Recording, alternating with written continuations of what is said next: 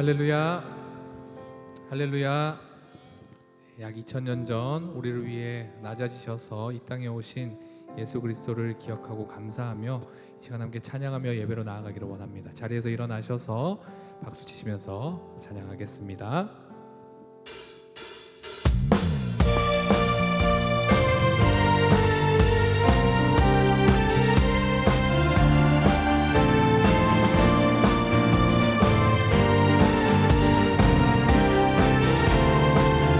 찬송하기를, 천사 찬송하기를, 거룩하신 구주께 영광 돌려보내세. 구주원을 하셨네. 크고 작은 나라를 기뻐와 답하여라. 영광 받을 왕의 왕 베들레헴 나신 주. 영광 받을 왕의 왕 베들레헴 나신 주. 오늘 하신 예수는 하늘에서 내려와 처녀 몸에 나셔서 사람 몸을 입었네. 세상 모든 사람들 영원하신 주님께 영광 돌려보내며 높이 찬양하여라. 영광 돌려보내며 높이 찬양하여라. 의로우신 예수는 평화의 왕이시고 세상 빛이 되시며 우리 생명 되시네. 죄인들을 불러서 거듭나게 하시고 영생하게 하시니 함께 찬양하여라. 영생하게 하시니. 우리 3절로 다시 한번 고백합니다. 의로우신 예수는 평화의 왕이시고 세상 빛이 되시며 우리 생명 되시네. 죄인들을 불러서 거듭나게 하시고 영생하게 하시니 함께 찬양하여라. 영생하게 하시니 함께 찬양하여라. 참 반가운 성도여 다 이리 와서 베들레헴 성 안에 가봅시다. 저 우유에 누이신 아기를 보고 엎드려져라. 새 엎드려져라. 새 엎드려져라.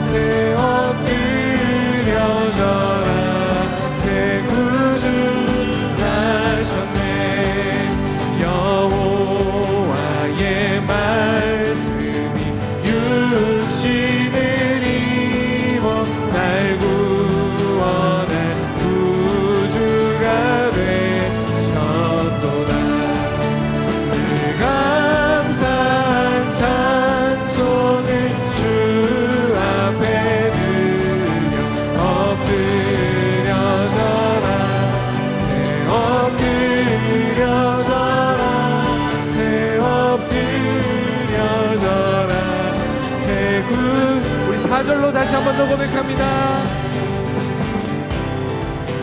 여호와의 말씀이 육신을 입어 날 구원할 구주가 되셨도다.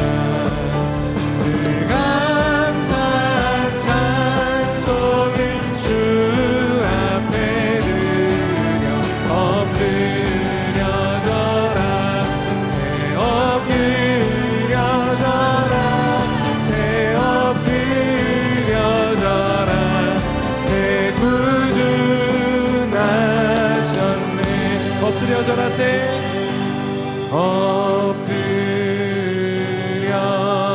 엎드려져라 새 엎드려져라 새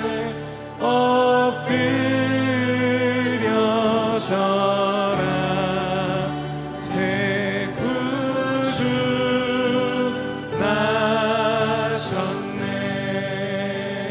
주님께 영광의 박수 올려드립니다.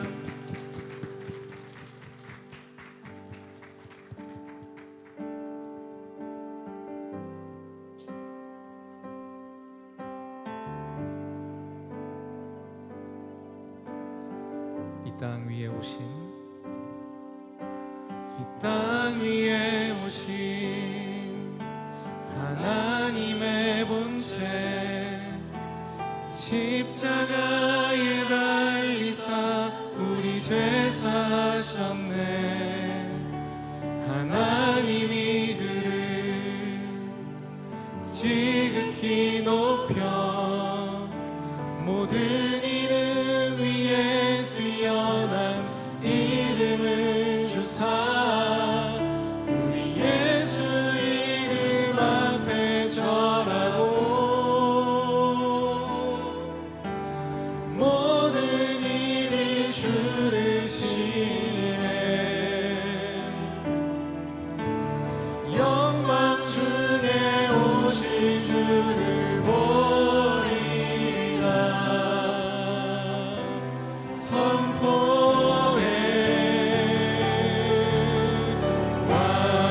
왕께 만세 존귀와 위엄을 찬양해 왕의 왕께 만세 주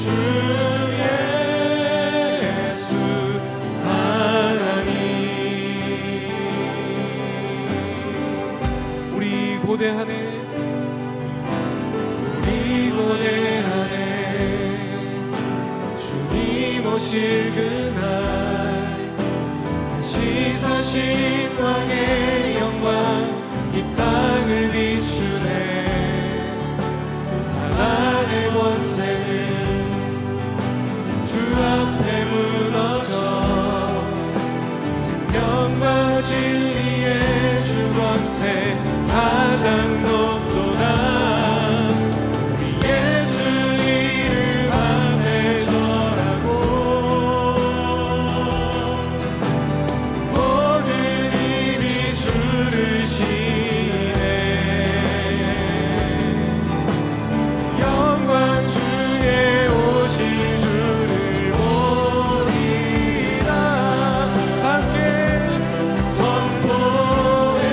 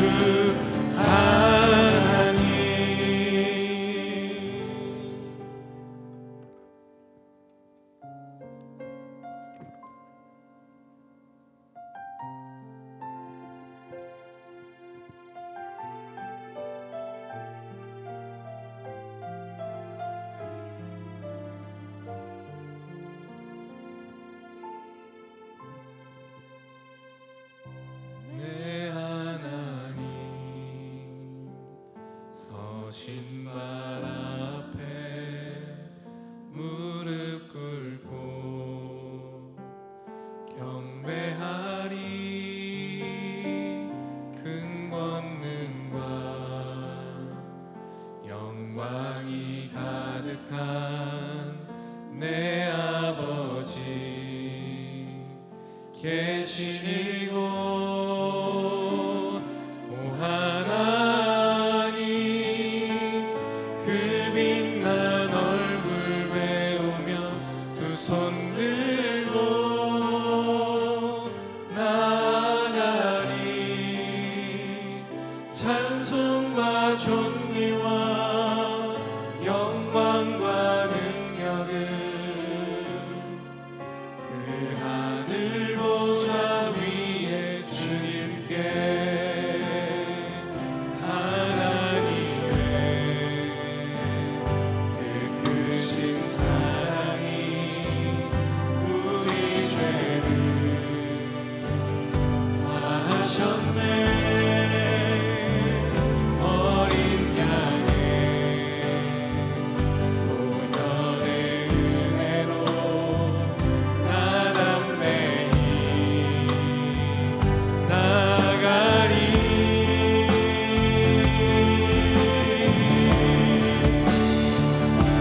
하나님, 그 빛난 얼굴 배우며 두 손 들고 나아가리.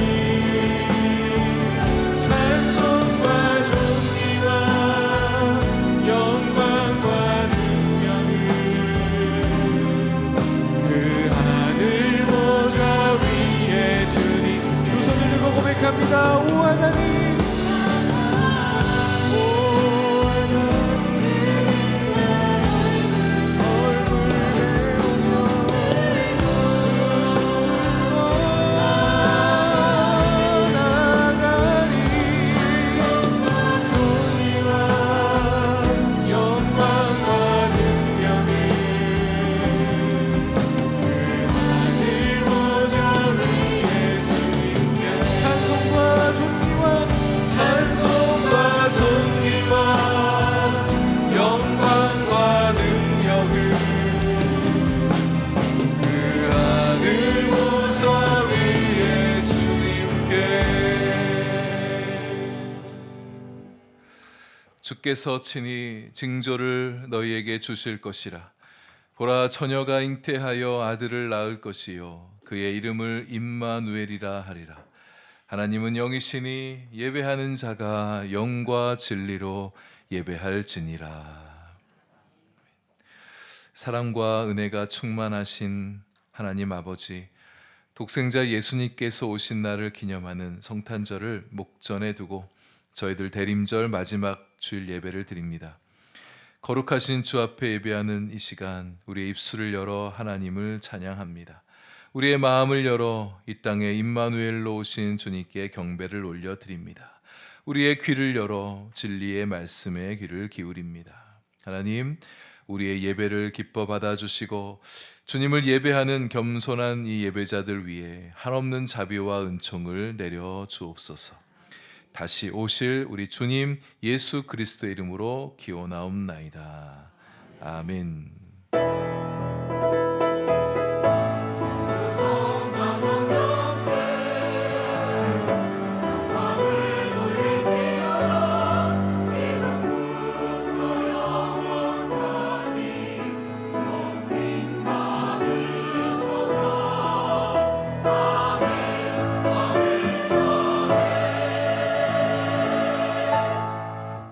자리에 앉으시겠습니다. 다 함께 찬송가 104장을 부르시겠습니다.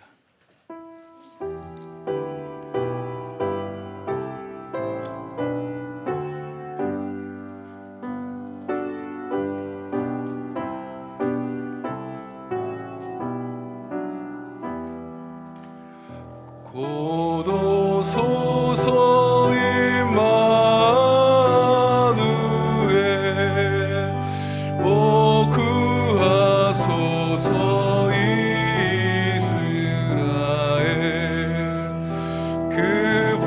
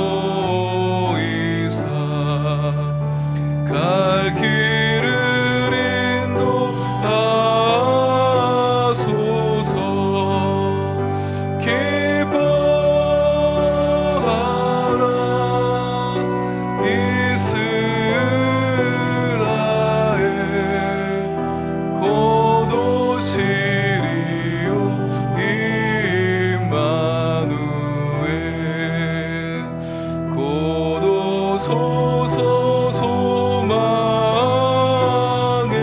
주 만 백성 한 맘 이루어 시기와 분쟁 없애고 참 평화 채워 주소서. 기뻐하라 이스라엘 곧 오시리오 임마누엘. 아멘.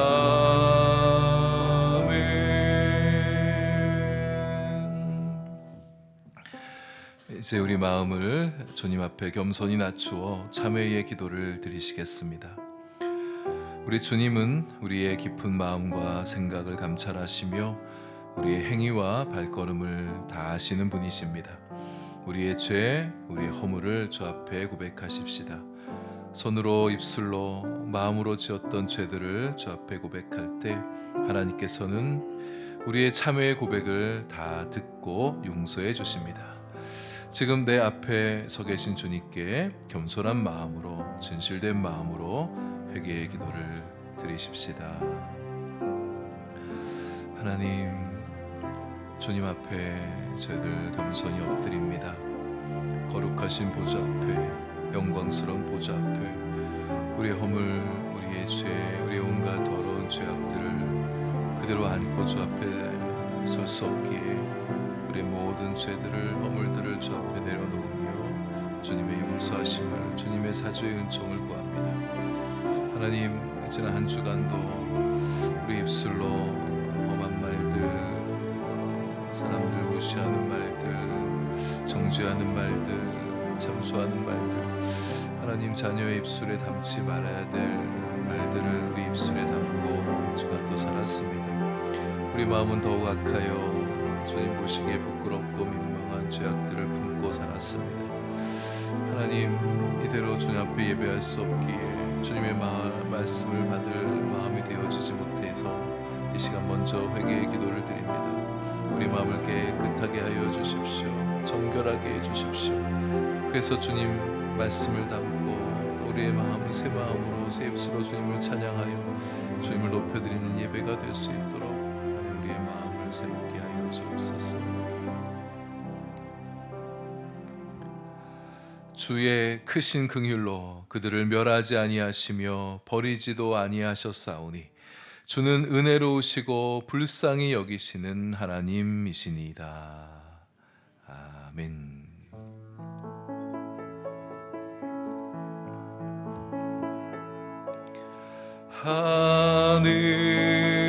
하늘에 계신 아버지,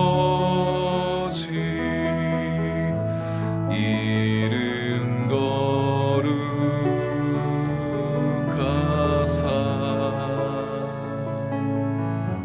주님 나라 임하시고 뜻이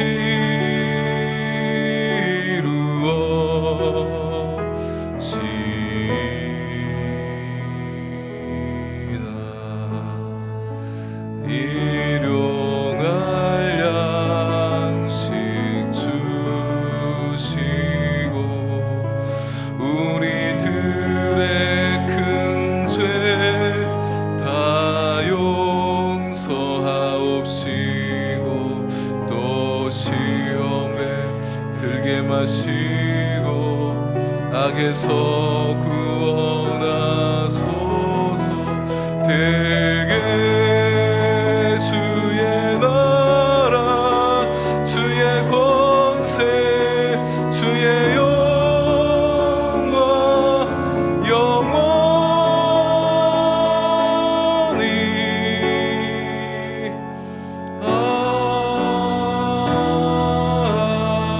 아멘.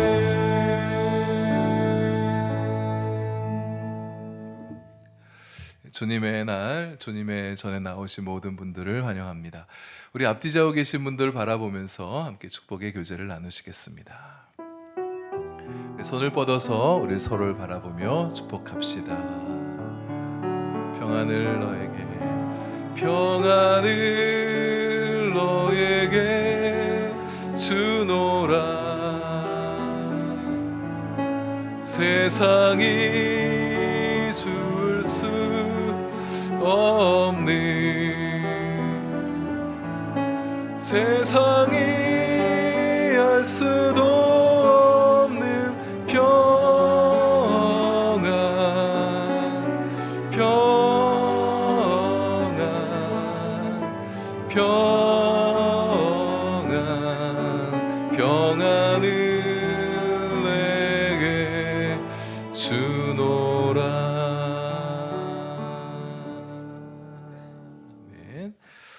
몇 분 소개 좀 하겠습니다. 우리 김세원 청년 한번 자리에서 일어나 주시겠어요? 굉장히 오랜만에 교회를 나오셨는데 창원에서 사는데요. 우리 교회 또 예배가 그리워서 오늘 이렇게 찾아왔습니다. 우리 큰 박수로 환영하겠습니다. 네. 자리에 앉으십시오. 그리고 송민호 청년 군복무 중에 상병휴가 나왔습니다. 잠깐 자리에서 일어나 주시죠. 네. 인사하실 때 큰 박수로 격려해 주시겠습니다.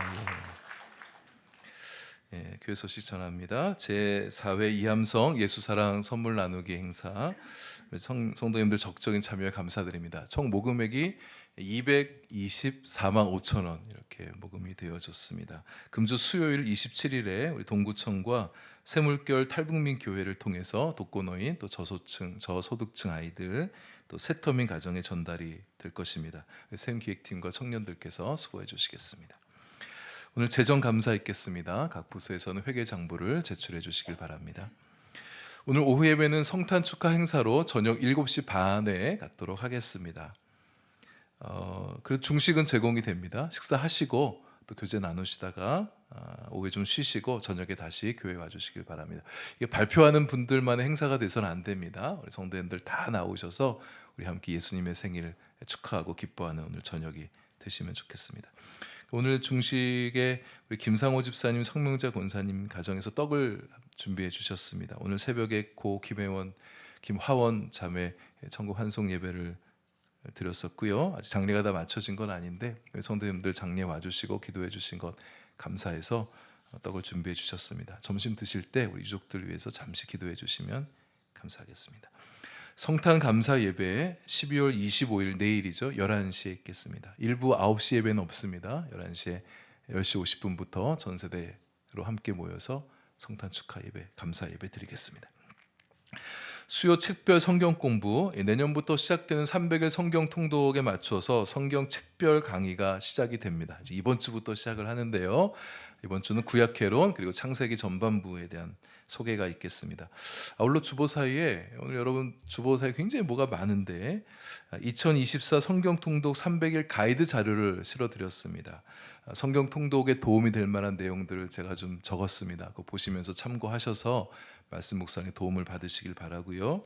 가이드 자료 사이에는 성경 일도표도 하나씩 넣어드렸어요. 그렇게 성경 읽는 분량만큼 체크하시면서 읽어가시면 되겠고, 나중에 완독하시고 나면 이 성경 일도표에 이름을 쓰셔서 교회 제출하시길 바랍니다. 그러면 그걸 보고 소정의 상품을 드리도록 하겠습니다. 더 필요하신 분은 1독, 2독, 3독 뭐 그러실 분은 필경대 위에 또 많이 올려놨으니까 일도표 더 가져가시고 또 참고하시면 되겠습니다. 다음 주 주일 예배는 교회학교 졸업 축하 예배로 드립니다. 오전 11시에 함께 예배를 한번 드리려고 합니다. 다음 주도 성탄 감사 예배처럼 일부 예배가 없습니다. 다음 주일 2부에 오시면 되겠고요. 12월 31일 다음 주일 밤에 송구 영신 예배가 있습니다. 밤 11시부터 시작을 하겠고 또 성찬식이 있습니다. 또 기도로 준비해 주시길 바랍니다. 신년 저녁 부흥 집회, 신년 첫 주 1월 3일 수요일부터 5일 금요일까지 3일간 저녁 집회를 갖습니다. 신년 특별 새벽기도 대신 저녁 집회로 갖는 것입니다. 이 말씀 집회에 우리 성도님들의 많은 참여를 바랍니다. 교우 연락처 수정 및 사업장 수정 및 소개 오늘과 내일까지만 받겠습니다. 용지를 사무실 벽면에 부착해 놨습니다. 참고하시고 또 기록해 주시길 바랍니다. 이상으로 광고를 마치고요. 우리 봉헌하기 전에 우리 이 시간에는 신년 헌금 작정 시간을 잠시 갖도록 하겠습니다.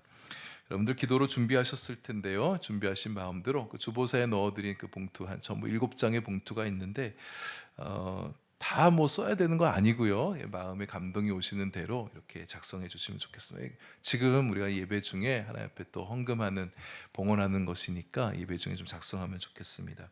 주정 헌금 웬만하면 뭐 다 해주실 것 같고요.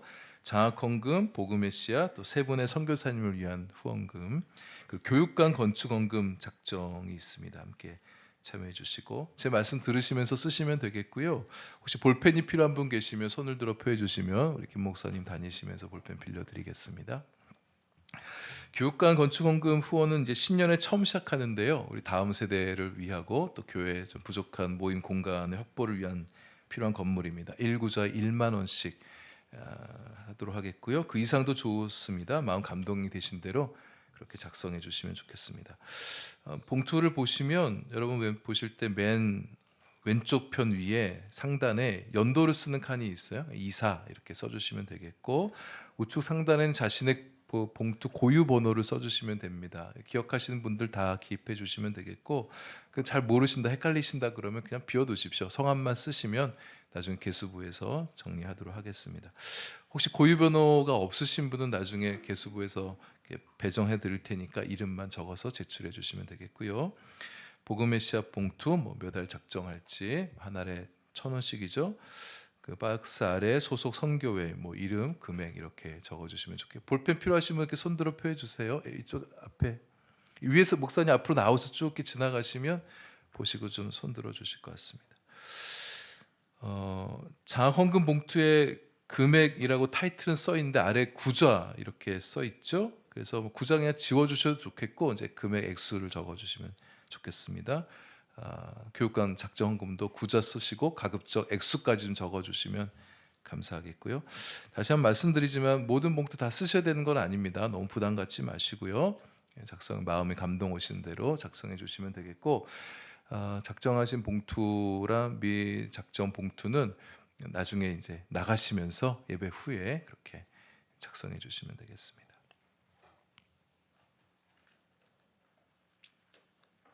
잠시 시간 드리도록 하겠습니다.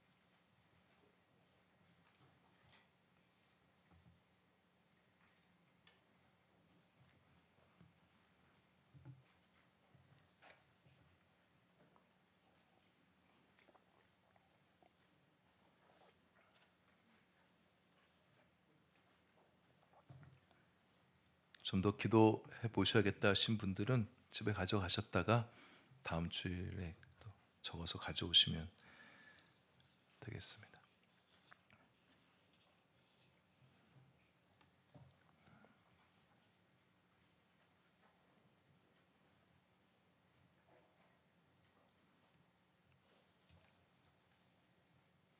조금 덜 적으신 분들 또 봉헌하면서 함께 또 적어주시면 좋겠습니다.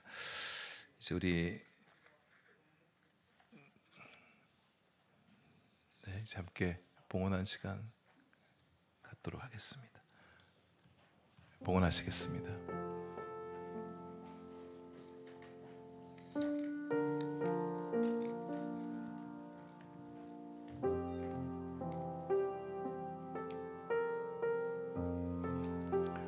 작정하신 봉투 또 미작정 봉투 다 예배 후에 나가시면서 로비에 함이 마련되어 있습니다. 거기에 넣어주시면 되겠습니다.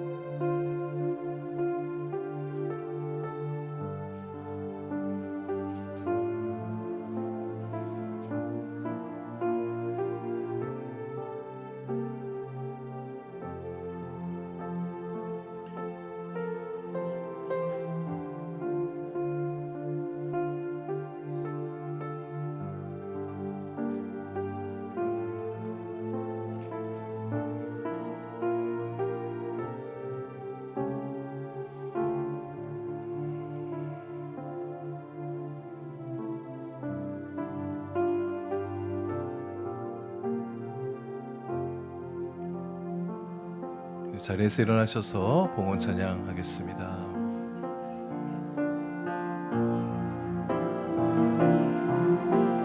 나의 생명을 드리니 주 영광 위하여 사용하옵소서. 내가 사는 날 동안에 주를 찬양하며 기쁨의 샘을 되리. 나를 받아 주소서. 하나님 아버지, 이 시간 우리를 사랑해 주시는 주님께 예물 올려드립니다. 이 예물과 함께 드리는 우리의 감사와 사랑과 헌신을 기뻐 받아 주옵소서. 이 모든 것 주님의 영광 위해 주님의 뜻 이루어지는 데 사용되기를 원합니다. 여기에 우리의 마음의 소원과 간구도 담았으니 하나님 하나하나 들어주시고 선한 응답 내려 주옵소서. 신년 헌금 작정도 함께 했습니다. 새해에 주님께 드리기로 작정한 결심 기뻐 받아주시고 이 결심 잘 지켜갈 수 있도록 새해에도 우리 성도들의 두 손을 넉넉하게 채워 주옵소서. 하나님 아버지, 사랑하신 우리 성도들의 삶 가운데 찾아가 주셔서 위로가 필요한 자에게 위로를 베풀어 주시고 몸이 아파 힘들어하는 분들에게는 주님 권능의 손으로 치유와 회복의 은혜가 있게 하여 주옵소서. 추운 날씨 가운데 군 복무 중에 있는 자녀들, 대학 진학을 준비하고 있는 자녀들, 타지에서 외국에서 떨어져 살아가고 있는 성도님들과 우리 자녀들마다 하나님 크신 은총의 손으로 지켜주시고 돌봐주시고 그들의 미래를 힘있게 열어가 주옵소서. 금주는 날씨가 다시 포근해진다고 하지만 추운 겨울 우리 성도님들 감기, 독감 걸리지 않도록 건강하게 지낼 수 있도록 도와주시고 마음 힘들게 할 사건, 사고 일어나지 않도록 주님께서 우리 성도님들을 꼭 지켜 보호하여 주옵소서. 하나님, 주님 오심을 기다리는 이 계절에 낮고 천한 땅에 임하셨던 주님처럼 저희들도 낮은 마음으로 살게 하여 주시고 주님 다시 오실 때까지 주님의 사랑, 주님의 생명, 주님의 복음 온 세상에 증거하며 살아가는 저희들 되게 해 주옵소서. 예수님 이름으로 기도합니다. 아멘. 계속 서신 채로 말씀 몽도하시겠습니다. 하나님께서 오늘 주시는 말씀 시편 119편 65절에서 72절입니다.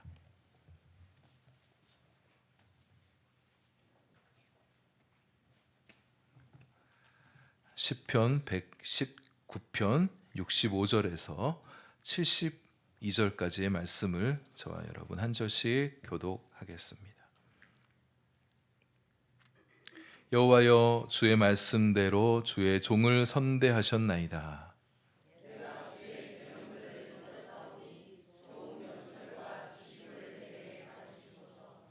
고난 당하기 전에는 내가 그릇 행하였더니 이제는 주의 말씀을 지키나이다.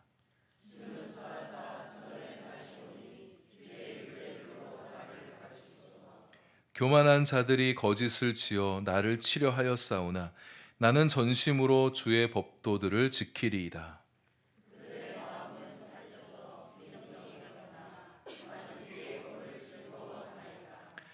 고난당한 것이 내게 유익이라. 이로 말미암아 내가 주의 율례들을 배우게 되었나이다.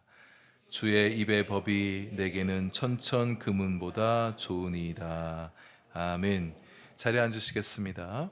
이어서 시온성가대가 찬양합니다.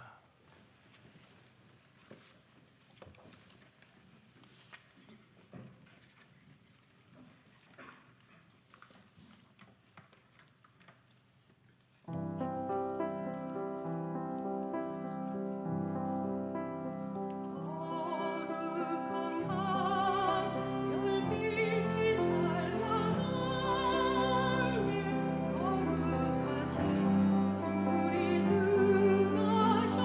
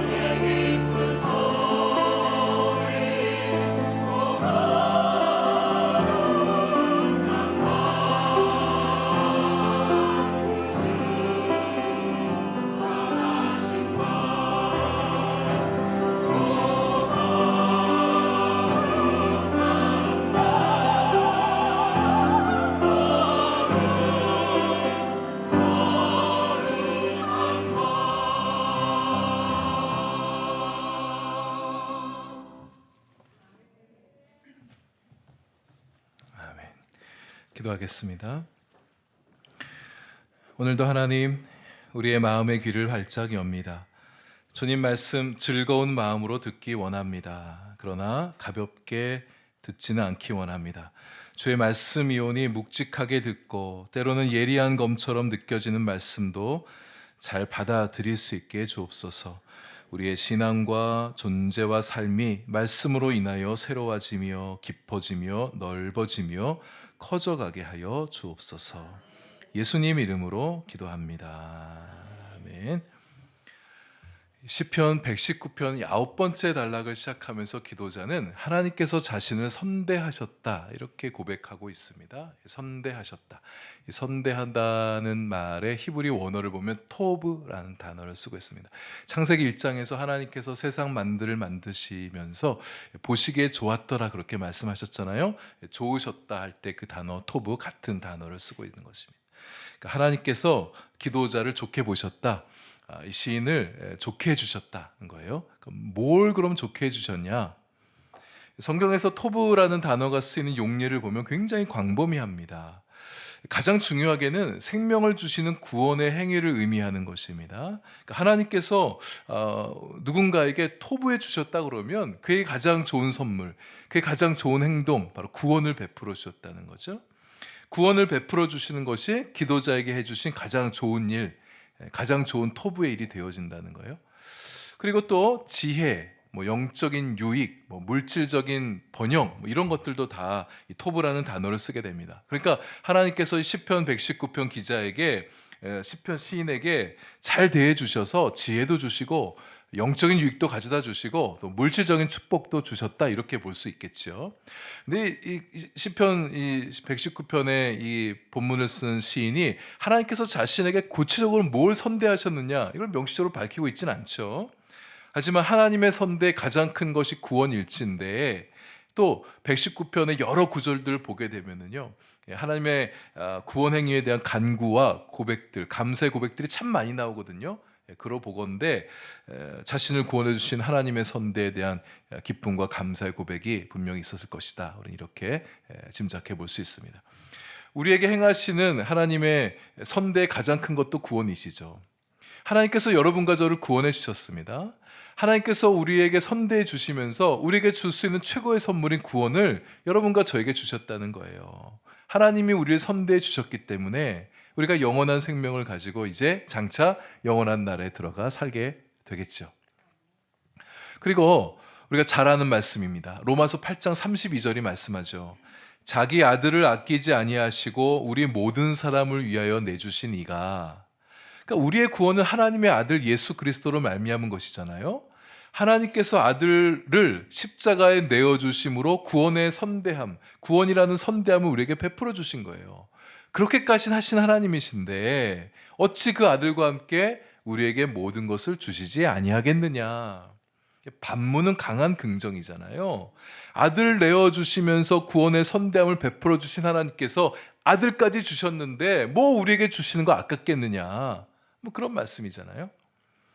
하나님께서 우리를 선대하사 좋은 것 주십니다. 좋은 것들 주십니다. 지혜도 주시고 성품의 축복도 주시고 영적 권세도 주시고 좋은 사람들 여러분 곁에 붙여주시기도 하고 물질적인 축복도 주시는 거예요. 우리 옛날 선배 목사님들 누군가 축복 기도할 때 종종 그런 기도들 많이 하셨습니다. 하나님 누구누구에게 영권을 주시옵소서, 인권도 주시고 물권도 주시고 막 그런 축복 기도할 때 저도 어떤 목사님이 저한테 그렇게 기도해 주시는데 막 가슴이 뜨겁더라고요. 하나님 다 주세요. 아멘 아멘 막 그러면서 막 그러기도 했었는데, 하나님께서 우리 한마음교회 성도님들 한 분 한 분 선대해 주셔서 삶에 필요한 것들 다 채워주시고 영적인 권세도, 또 좋은 사람들을 또 다룰 수 있고 다스릴 수 있는 또 좋은 사람들이 함께하는 인권도 주시고 물질적인 축복의 권세도 여러분들에게 주시기를 소망합니다. 하나님의 선대를 경험한 시인은 하나님의 선대를 더욱 갈망합니다. 여러분, 하나님으로부터 좋은 것, 은혜를 경험해 보게 되어지면 더 은혜를 갈망하는 마음이 생겨요. 66절에 간구하고 있습니다. 좋은 명철과 지식을 주십시오. 근데 66절 말씀을 앞에 있는 구절과 연결시켜 보면은요, 내가 주의 계명들을 믿었사오니 좋은 명철과 지식들을 내게 가르쳐 주세요. 그러니까 좋은 명철과 지식이 자기가 믿고 있는 하나님의 말씀으로부터 온다고 알고 있는 거예요. 하나님의 말씀이 자신에게 명철과 지식을 가져다 주니까 결국 시인은 하나님 말씀을 더 알고 싶다고, 주님의 말씀을 더 원한다고 고백하고 있는 것입니다. 좀 더 들어가 보면 명철과 지식의 히브리어 원어를 살펴보게 되면요, 가장 원어의 뉘앙스에 가깝게 다시 번역해 보면 명철은 분별력이라고 번역할 수 있습니다. 지식은 이해력, 통찰력, 이렇게 볼 수가 있어요. 그러니까 시인은 하나님 말씀을 더 알고 싶어하고 하나님 말씀을 통해서 얻고 싶은 게 있는데, 뭘 얻고 싶으냐? 명철을 얻고 싶은데요, 분별력을 갖고 싶다는 거예요.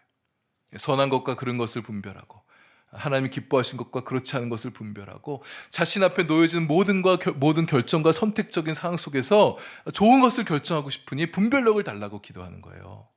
지식을 달라고, 이해력이 넓어지고 또 통찰력. 그래서 사물을 바라볼 때 사물의 핵심과 본질을 꿰뚫을 수 있는 능력을 갖게 해달라고, 사람들의 속마음을 잘 알아볼 수 있는, 알아들을 수 있는 그런 지혜를 달라고 그렇게 간구하고 있단 말이죠. 우리도 이렇게 간구하십시다. 우리가 주의 말씀 믿는 사람이잖아요. 우리도 주의 말씀을 믿으니까 말씀으로부터 말씀을 통하여 좋은 분별력을 주십시오.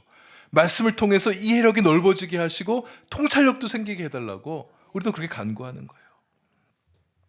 하나님 말씀이 가진 수많은 능력 가운데 중요한 일부를 66절에 가르쳐주고 있습니다.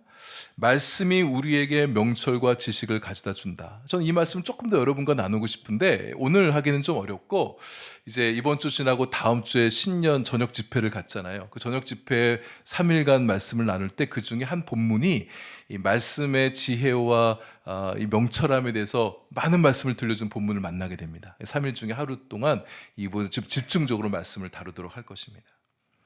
말 나온 김에 여러분, 신년 집회 강사가 새롭지는 않아서 신선한 맛은 좀 떨어지긴 하는데, 강사가 누구냐면 S 목사라고요. 저기 방어동에 가면 H교회라는 좋은 교회가 있는데 거기 담임하는 목사님이세요.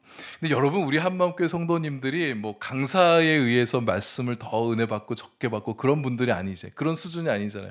물론 이 강사 영향력이 되게 중요합니다. 큰 비중을 차지하는 건 맞죠.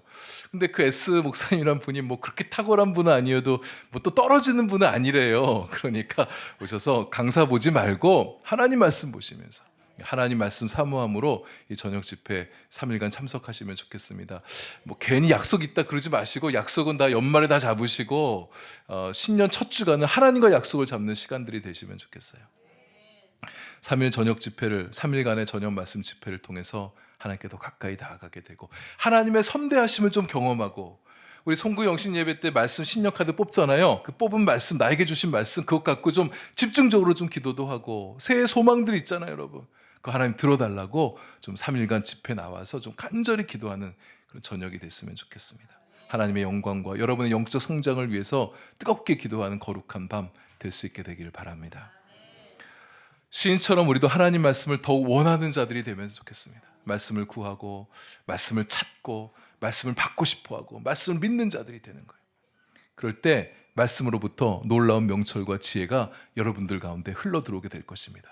말씀으로부터 명철과 지혜가 임하게 되면 우리를 다른 삶으로 이끌어가게 될 거예요.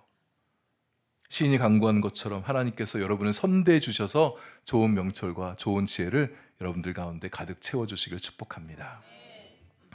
이제 67절부터는 이 9번째 단락의 주제라고 말할 수 있는 내용으로 좀 들어가겠는데요. 고난과 말씀, 고난이라는 이슈를 가지고 고난과 말씀 사이의 관계를 좀 살펴보려고 합니다. 어제 좀 분주했었어요. 좀 일이 많아서 여담입니다만, 말씀을 준비 다 끝내니까 밤 12시 7분 됐어요. 딱 끝나고 나니까 내일 모레 성탄절인데 성탄절 전날에 이렇게 무거운 말씀을 우리 성도님들과 나눠야 한다니, 순간 말씀을 바꿀까, 본문을 바꿀까, 진도 따라가는 것도 중요하지만 이 성탄절날 저 기쁜 성도들이 되셔야 되는데 이런 무거운 말씀을 나눠야 되나, 이런 생각이 들었지만, 오늘 저녁에 즐거운 파티가 있고 또 내일 또 성탄 감사 예배가 있으니까 오늘 말씀은 또 본문 진도 따라서 그렇게 나눠도 우리 성도님들 얼마든지 잘 들으시겠다, 그런 마음 들어서 딱 덮고 잠자리 들어갔었습니다. 우리 성도님들, 사실 많은 분들이 나름대로 고난에 대한 생각들을 다 정리하고 계시는 것 같아요. 뭐 개인사 크고 작은 고난 없는 분들 누가 있으시겠습니까? 여기는 청년들도 다 인생의 고난들도 있고 나름의 고난들을 안고 살아가요. 그래서 고난에 대한 신앙적인 입장 정리들이 웬만큼 되어 있으실 것 같아요. 또 저도 이 강단에서 고난에 대한 말씀 정말 많이 드려왔었습니다. 특히 지난 얼마 전에 끝나는 수요 예배 강단에서도 베드로 전서가 고난에 대한 말씀 참 많이 들려주잖아요. 아마 그 말씀 들으시면서 고난에 대한 생각들 많이 정리하셨고, 내가 좀 신앙적으로 고난에 대한 생각을 좀 정리하고 싶다 싶으면 다시 유튜브 열어서 베드로 전서 강의를 한번 쭉 들어보시면 도움이 될 것 같고요. 또 유튜브 열면 고난에 대한 말씀 정말 잘하시는 목사님들 많으세요. 그분들 설교도 들으셔도 좋고, 또 고난을 주제로 하는 책들 한두 권 정도 구입하셔서 한번 책 공부도 하시면서 고난에 대한 생각들, 고난의 신앙을 좀 한번 잘 정리해 보시면 좋을 것 같아요. 표현이 좀 다르고 이야기가 좀 새롭게 느껴질 수 있지만 되게 반복된 얘기가 또 나올 수 있겠습니다. 그래도 하나님께서 새롭게 깨닫게 하시는 은혜가 경청하는 가운데 여러분들 가운데 있게 되기를 바랍니다. 먼저 제가 한번 좀 정리해서 여러분과 함께 나누고 싶은 이야기가 있었는데 그게 이제 오늘이 된 것 같습니다. 조금 길긴 한데 이제 그 이야기부터 좀 먼저 드려보도록 할 텐데요. 제가 시편 119편 말씀을 나름 연구하고 묵상해 가는 가운데 도움받는 여러 책들이 있습니다. 그중에 크리스토퍼 애쉬라는 작가가 있는데요. 이분이 119편의 글을 쓰시면서 오늘 본문에 들어가면서 쓰는 어떤 말이 있었어요. 그것을 제가 좀 인용하면서 제가 여러분에게 나누고 싶은 말씀을 드려보려고 하는 건데요. 저자는 그 시편 119편의 이 9번째 단락에 대해서 남다른 애정을 가지고 있습니다. 119편 말씀 굉장히 좋아하는데 그 중에 이 9번째 단락이 자신한테 굉장히 의미가 있다고 고백하면서 글을 썼는데요. 왜 그랬느냐? 이 9번째 단락이 고난을 주제로 해서 고난 복음을 우리에게 들려주고 있다. 이렇게 얘기하면서 고난 복음은 소위 번영의 복음, 번영 신학과 대조하여 굉장히 중요한 의미가 있다. 이러면서 대조하여서 저자가 만들어낸 표현이에요. 그러니까 아직 이렇게 뭐 보편화된 개념은 아닌데 고난 복음, 저자가 이제 그렇게 명명하면서 말씀을 들려주고 있습니다. 번영 복음은 여러분 예수 믿으면 부자가 되고 들어봤어요. 예수 믿으면 부자가 되고 좋은 집 크고 넓은 집에 살게 되어지고 좋은 차 굴리며 살게 되고 범사가 잘 되는 건강하고 축복 받아서 범사가 잘 되는 인생을 살아가고 자녀들도 잘 돼서 공부 잘해서 좋은 대학 가고 또 취업도 잘 되고 뭐 이런 형통하고 번영하는 삶을 살게 된다는 것을 강조하는 복음 메시지입니다. 뭐 이런 식으로만 꼭 말하는 것은 아니지만 이게 골조예요. 그러니까 하나님께서 우리에게 복 주시는 분이시기 때문에 세상적으로도 형통하며 번성하며 살아가는 건 하나님께서 우리에게 주신 축복이라는 거예요. 고난 복음이 이런 번영 복음이 갖고 있는 편협성, 위험성을 치료하는 영적 해독제가 되어준다. 이렇게 저자가 말을 하고 있습니다. 이 고난 복음은 사실 예수 그리스도의 고난과 삶에서 많이 드러나고 있어요. 많은 메시지가 담겨 있고 오늘 본문도 예수님의 이 복음의 메시지, 그 고난의 십자가에 대한 메시지를 보완하면서 들려주는 구절들이 좀 나오고 있는데 71절에 고난당한 것이 내게 유익이다. 번영 복음은 고난이 유익이란 말 하지 않아요. 근데 고난당한 것이 내게 유익이다. 67절에 고난당하기 전에는 그릇 행했는데 이제는 주의 말씀을 지킨다. 번영 복음은 그 자체의 메시지 안에 고난이 축복이라는 메시지를 배제합니다. 제가 번영 신학, 번영의 복음을 다룬 책들 몇 권 봤어요. 미국에서 나온 신학에서 주로 그런 목사님들이 많이 계셔요. 방송 막 이렇게 하는 목사님들 중에 그런 분들 꽤 있거든요. 제가 몇 권 책을 봤는데 막 좋아요. 너무 좋은 말씀 정말 많이 해요. 근데 다 읽고 나서 딱 보니까 마음이 허전한 거예요. 왜 허전하지 하고 책을 다시 들어보니까 그 책 안에는 십자가가 빠져 있는 거예요. 희생이 빠져 있습니다. 고난의 메시지가 없어요. 번영 복음이 갖고 있는 치명적인 위험성인 거죠. 사실 우리가 예수님 믿으면 세상적으로 잘 되는 축복도 받는 거 사실입니다. 예수님도 그 말씀하셨어요. 마가복음 10장 30절에 보면 주님을 위해 집도 버리고 전토도 버린 자는 현세에 있어서 집도 전토도 100배나 받는다. 예수님 스케일이 커요. 이렇게 얘기하셨어요. 근데 거기 또 말씀에 박해도 겸하여 받고 이런 말씀 빼놓지는 않으셨는데 그렇게 축복을 받는다고 말씀하셨어요. 또 성경을 보면 부자들이 왜 이렇게 많이 나온지 모르겠습니다. 하나님 잘 믿던 아브라함 엄청 부자였었어요. 아브라함의 아들 이삭은 거부라고 얘기했습니다. 야곱은 자수성가형 부자예요. 처음에 시작할 때는 아무것도 없었던 사람이었는데 하나님께서 축복하여 주셔서 막대한 부를 늘렸던 사람이었습니다. 요셉은 부뿐만 아니라 권력도 누렸던 사람이에요. 애굽에서 거의 거물급 인사로 살아갔던 사람이었죠. 룻의 남편인 보아스도 엄청난 부자였었어요. 다윗은 왕이니까 그렇다 치더라도 다니엘도 욥도 엄청난 부자였었고, 신약시대 넘어와서 예수님께 자신의 무덤을 내어드렸던 아리마대 요셉도 부자였었습니다. 초대교회 바나바도 부자였었어요. 얼마나 아주 큰 부자 아닌지 모르겠지만 자신이 갖고 있던 밭을 팔아서 교회에 헌금하고 재정적인 보탬을 주고 교회에 가난한 사람들 도와주는 일들을 했었단 말이에요. 바울도 늘 부유했던 사람은 아니지만 풍족한 때가 있기도 했던 사람이 있습니다. 빌립보서 4장 12절에 이런 고백을 합니다. 나는 비천에 처할 줄도 알고 풍부에 처할 줄도 안다.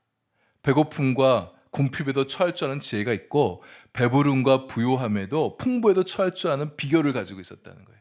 그러니까 물질이 많아도 거만해지지 않고 낭비하지 않고 방탕하지 않고 규모 있게 잘 쓸 수 있는 비결을 알았다는 거예요. 풍부한 때가 있었다는 거죠. 이럴 때 하나님께서 그분의 자녀들에게 물질적인 축복도 얼마든지 주시는 하나님이십니다. 근데 반대로 물질적인 축복을 허락하시지 않을 수도 있어요. 예수님 잘 믿어요. 봉사도 정말 열심히 해요. 정말 헌신적으로 살아가고 있는데 하나님께서 그분의 그릇 안에는 물질적인 축복을 담아주지 않을 수 있단 말입니다. 근데 번영복음은 한쪽만 강조하고 있는 거예요. 예수님 믿으면 축복 받는다는 거예요. 세상적으로 번성하고 세상적으로 잘 된다는 거예요. 그럼 이 말은 예수님 잘 믿는데 잘 안 돼요. 예수님 잘 믿는 사람인데 고난을 받아요. 그 사람은 신앙에 문제가 있어. 이렇게 치부되어질 수 있는 위험을 안고 있는 복음인 것이죠. 메시지인 것이죠. 예수님 믿으면 고난 받는다고 주님 말씀하셨잖아요. 마가복음 10장 30절에 박해도 받는다고. 근데 예수 믿으면 고난 없다. 불행 없다. 꽃길만 걷는다. 이런 식으로 말하는 것은 참된 복음의 진면모, 복음의 진실을 말해주는 게 아니라는 거죠. 그리고 세상적인 축복이 여러분 모두에게 다 축복이 되는 것은 아닙니다. 예수님 믿는데 축복 때문에 예수님 믿는 사람이 있어요. 안타깝게도 성도님들 가운데 그런 분들이 있어요. 이런 분들은 만약 축복 거두어 가시면 믿음도 그냥 떨어지는 거예요. 예수님 믿는 것이 목적이 아니라 목적 자체가 축복에 있었다면, 축복 없으면 예수님 믿는 것도 그냥 포기하는 거죠. 믿을 이유가 없는 거예요. 하나님은 축복해 주는 분이 맞으십니다. 그러나 물질 축복, 세상 축복이 하나님께서 우리에게 주시고자 하는 1차적인 축복은 아니라는 거예요. 가장 주님이 주시고자 하는 축복의 1차적인 축복은 구원의 축복입니다. 하나님 우리에게 선대하신 가장 큰 중요한 선대함은 구원이라는 거죠. 그 뒤를 따라서 영적인 축복, 신앙의 축복, 품성의 축복, 존재의 축복, 관계의 축복들 누리게 하신 하나님이십니다. 물질의 축복은 여러분 주시는 자도 있고 안 주시는 자도 있어요. 왜 누구는 주고 누구는 안 주냐? 이건 모르겠습니다. 하나님 주권인 것 같아요. 오히려 근데 물질의 축복을 받는 사람이 덜 받는 사람보다 적습니다. 물질 축복 많이 받는 사람 많지 않아요.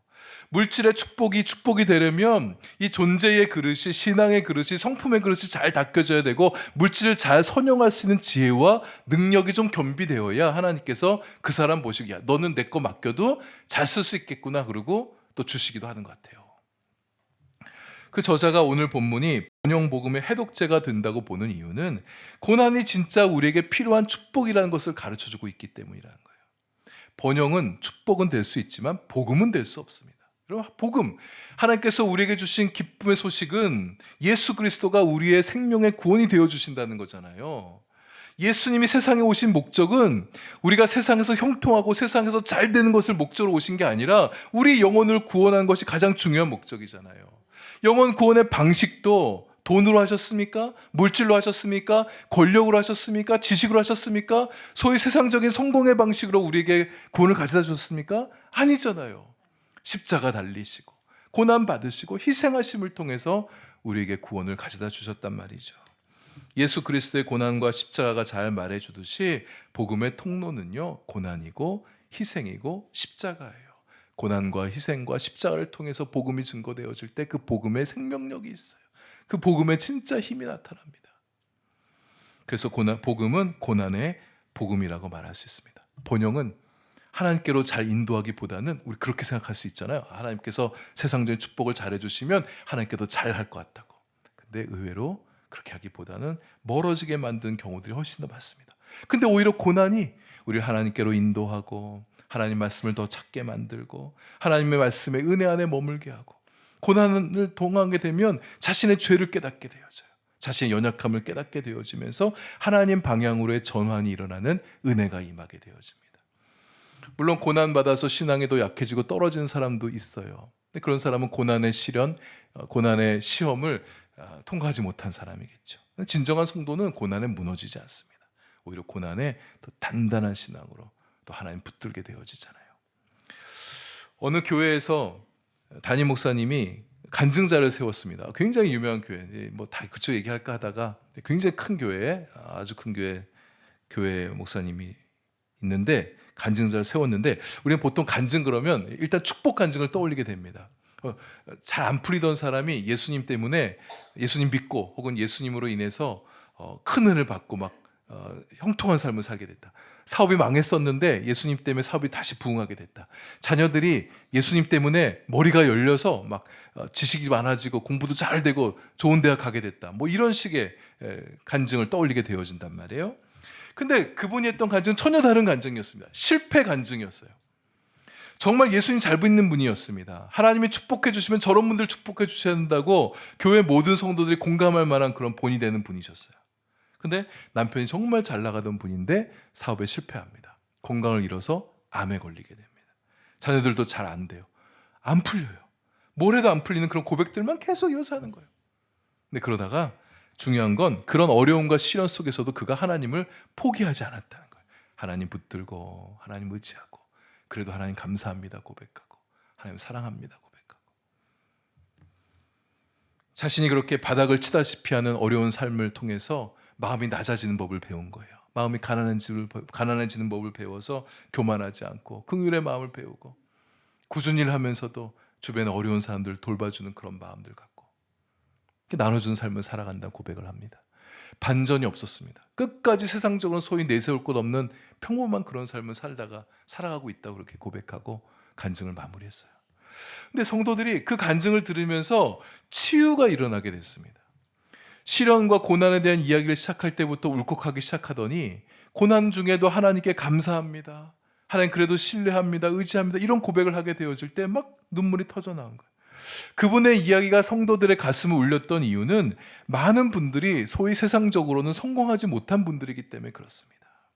그분의 간증이 성공해야 예수님 잘 믿는 것 같고 세상적으로 잘 나가야 축복받는 것이라고 여기는 편협된 축복관을 교정시켜 주었기 때문이에요.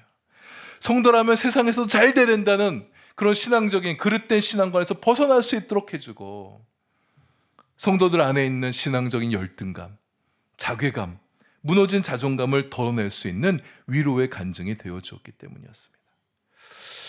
제가 그러니까 우리 이제 물질적인 축복 같은 거 바라지 마십시다. 우리 금욕적으로 살아가십시다. 성도가 무슨 세상적인 축복 자꾸 바랍니까? 제가 이런 얘기 하려는 게 아닙니다. 성도는 무조건 가난하게 살아야 되냐? 이거 아니죠. 번성하는 축복 등하시하자는 거 아닙니다. 저는 우리 성도님들도 정말 축복, 세상적인 축복도 잘 받고 그렇게 살아가시면 좋겠어요. 그렇게 기도도 하고 있어요. 그러나 물질적인 축복이 1차적인 소망이 되는 기복주의 신앙은 갖지 말자는 거예요. 물질적인 축복보다 영적인 축복, 신앙의 축복, 존재와 성품의 축복을 바라면서 하나님과 더욱 친밀한 교제를 나누고 말씀과 기도와 예배 속에서 기쁨을 누리고 성도들과 함께 교제하며 봉사하고 섬기며 선교하며 살아가는 것을 즐기며 누릴 줄 아는 그런 성도들, 하나님이 우리에게 주시고자 하는 축복의 많은 부분들이 여기 있거든요. 이 축복이 진짜 축복이라는 것을 우리가 좀 경험하고 누리는 성도들이 되면 좋겠습니다.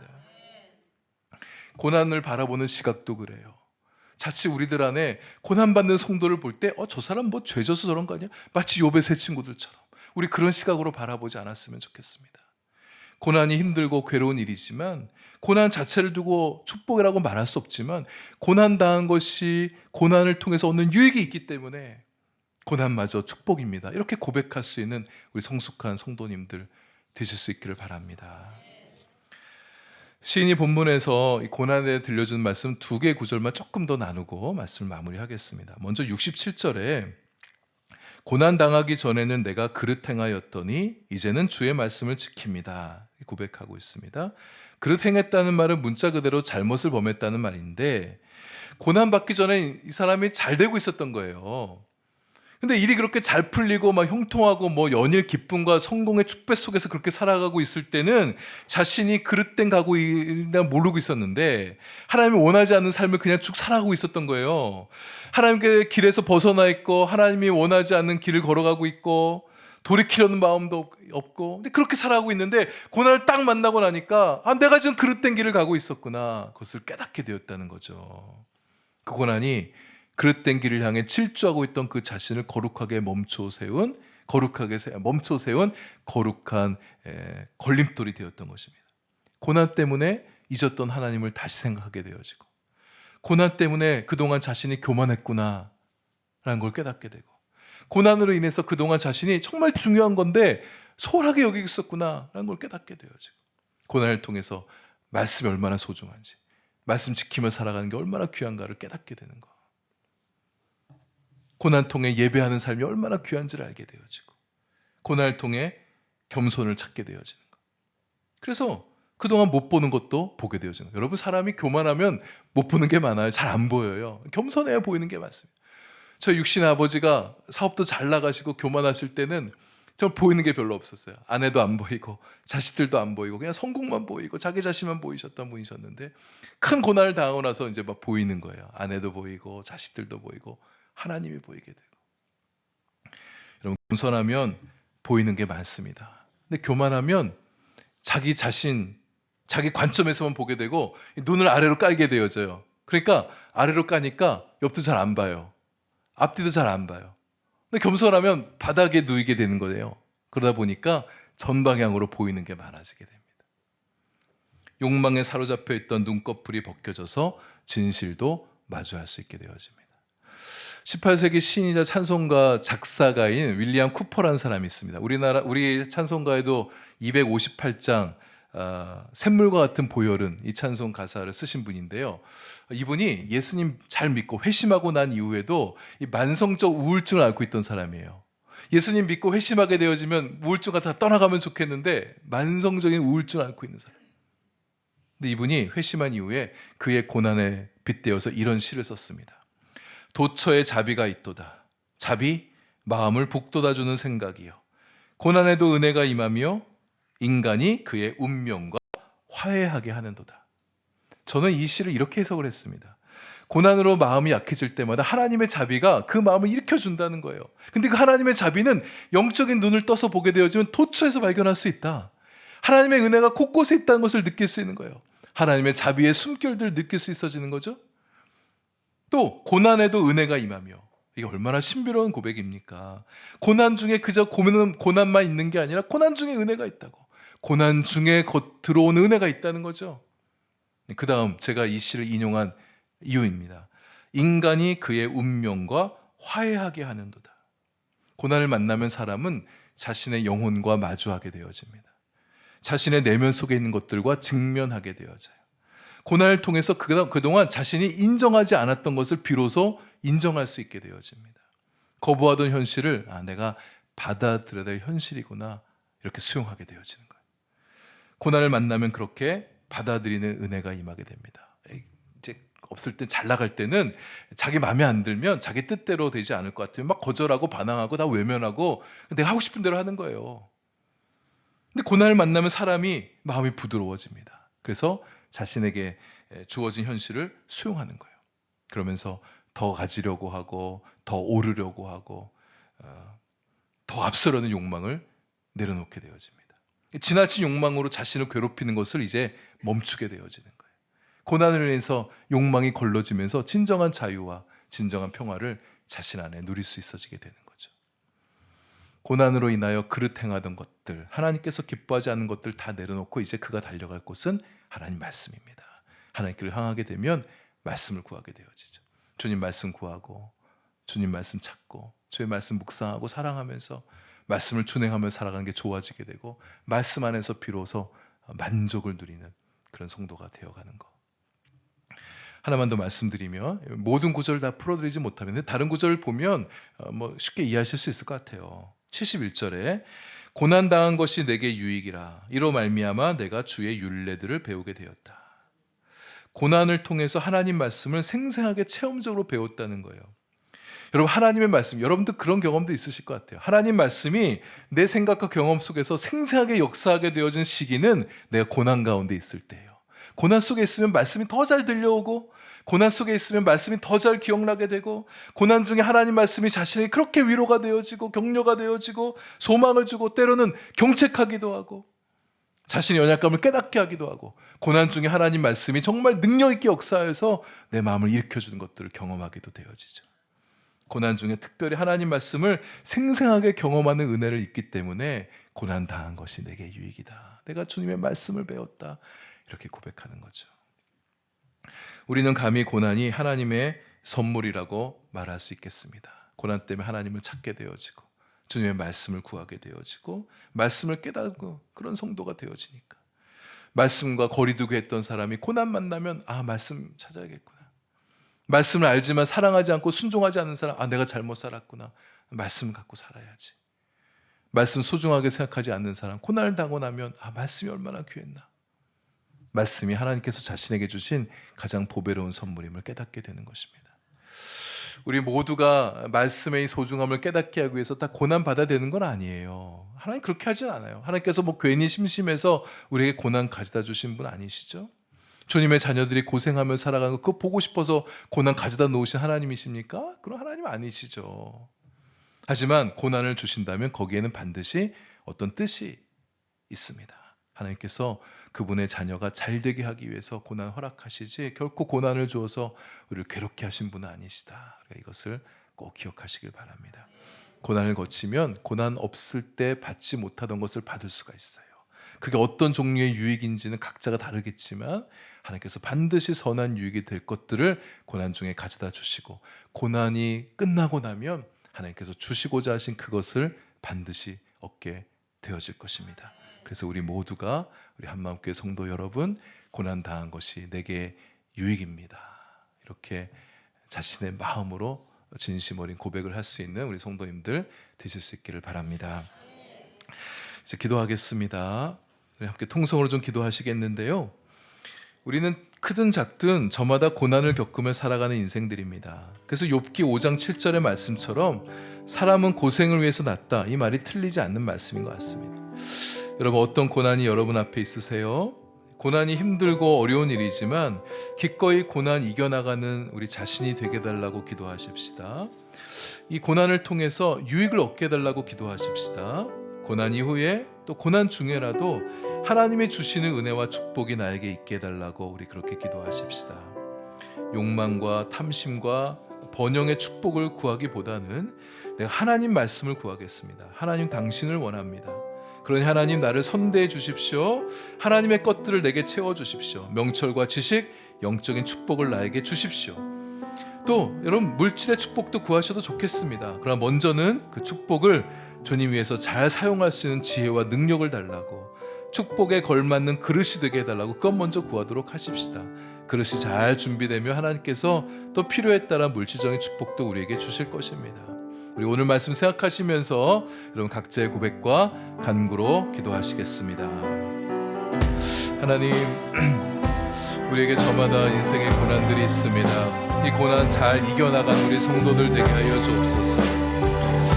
우리가 고난 앞에 우리 마음이 힘들어지고 마음이 어려워지고 또 무력해질 때가 있습니다. 하나님, 그럴 때 우리의 눈을 들어 주님을 바라볼 수 있게 하여 주시고, 주님으로 인해서 힘을 얻고 용기를 얻고 담대한 마음 얻어서 우리 앞에 놓여진 고난을 잘 헤쳐나갈 수 있는 우리 성도들 되게 하여 주시옵소서.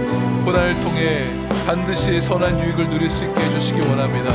고난 당한 것이 내게 유익이라, 이 고백이 하나님 허투루된 고백이 아니라 진정한 나의 고백이 될 수 있도록 도와주시고, 그런 고백을 입술에 담는 자마다 고난을 통하여 유익을 얻는 영적인 축복을 누리는 우리 성도들 되게 하여 주시옵소서. 하나님, 우리가 욕심과 탐심으로 번영의 축복을 구하는 우리가 되어지지 않기 원합니다. 먼저 하나님 원하는 자가 되게 하시고 하나님 말씀을 구하는 자가 되게 해주시고 영적인 축복과 신령한 축복을 소망하는 저희들 되게 하여 주시옵소서. 명철과 지식을 더하여 주셔서 영적인 권세를 누리며 살아가는 우리를 되게 해주시길 원합니다. 그러나 하나님, 물질적인 축복도 주시면 좋겠습니다. 그러나 우리 성도들이 그 물질의 축복을 받을 때에 교만하여지지 아니하고 거만하여지지 아니하고 여전히 겸손함으로 잘 사용할 수 있는 지혜와 능력을 가질 수 있도록 허락하여 주십시오. 물질적인 축복도 담아낼 수 있는 좋은 그릇이 되게 하여 주셔서 하나님의 기뻐하시며 얼마든지 물질의 축복도 부어주실 수 있는 우리 성도들 되게 하여 주시옵소서. 어려움과 힘든 일들 말씀 의지하여서 하나님 의지하여서 잘 이겨나갈 성도를 되게 하여 주셔서 주님이 주시는 놀라운 축복을 담아낼 수 있는 우리 성도를 되도록 하나님의 크신 축복이 우리 성도들과 함께 할 수 있도록 하나님 인도하여 주시옵소서.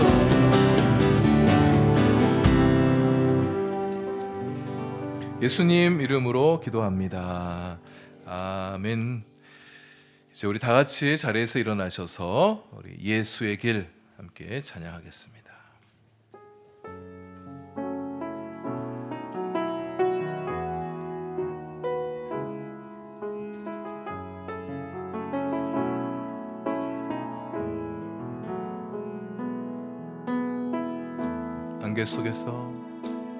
안개 속에서 주님을 보내 아무도 없을 것 같던 그곳에서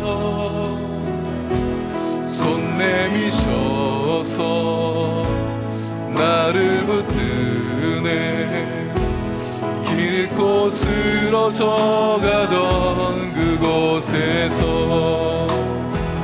주 말씀하시네 내 손 잡으라고 내가 곧 길이요 진리 생명이니 나 그 길을 보내 주 예비하신 곳 다른 길로 돌아서지 않으리 예수의 길 그 좁은 길 나는 건네 주 손 잡고 그 무엇도 두렵지 않네 주님 주신 약속 내게 있으니 세상의 길 그 험한 길 승리하네 성령으로 그 무엇도 바라지 않네 우리 다같이 또 손을 들고 한 번 더 고백합시다. 예수의 길 예수의 길 그 길이 비록 좁은 길이라 할지라도 우리 모두 주님의 손 붙들고 담대하게 힘있게 걸어가는 우리가 되어지길 원합니다. 그 무엇도 두렵지 않네 주님 주신 약속 내게 있으니 세상의 길 그 험한 길 우리 모두 승리하십시다. 우리 성령을 붙들고 말씀 의지하여서 세상 가운데 승리하며 살아가시는 우리 성도님들 되시길 바랍니다. 무엇도 바라지 않네 저 하늘에 내 소망이 있으니 저 하늘에 내 소망이 있으니 대림절 마지막 날을 보내며 주님 다시 오실 때까지 비록 삶의 고난이 찾아와도 두려워하지 않고 예수의 길이 비록 좁은 길이라 하더라도 기꺼이 그 길 걷겠습니다 고백하며 다짐하는 주의 성도들에게 우리를 구원하기 위해 성육신하신 예수 그리스도의 은혜와 하나님 아버지의 선대하시는 사랑하심과 성령 하나님의 내주하시고 교제하여 주심이 이제와 영원까지 함께 하옵시기를 간절히 축원하옵나이다. 아멘.